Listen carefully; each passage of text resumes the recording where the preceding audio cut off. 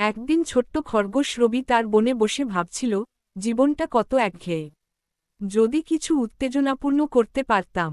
ঠিক তখনই সে শুনল, পাখি টিয়া বলছে, বনের উত্তরের দিকে নাকি এক গুপ্তধনের সন্ধান পাওয়া গেছে। তবে সেখানে যেতে অনেক বিপদ। রবি ঠিক করল, সে ওই গুপ্তধন খুঁজতে যাবে। পথে তার সঙ্গে যোগ দিল সাহসী কাঠবিড়ালি টিকু আর জ্ঞানী কচ্ছপ গাবু। তারা তিনজন মিলে উত্তরের দিকে যাত্রা শুরু করল। পথে তাদের সামনে এল ভয়ানক নদী।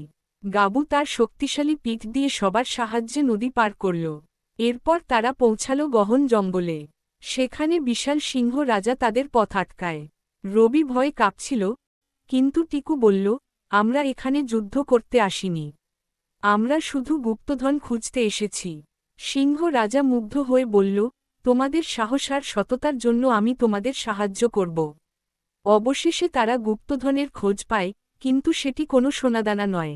সেটি ছিল এক বিশাল গাছ, যা পুরো বনকে খাবার আর আশ্রয় দিচ্ছিল। রবি বুঝল, আসল গুপ্তধন হল বন্ধুত্ব আর প্রাকৃতিক সৌন্দর্য। তাদের এই দুঃসাহসিক অভিযান শুধু তাদের বন্ধু বানালো না, পুরো বনকেই একসঙ্গে বাঁচানোর শিক্ষা দিল।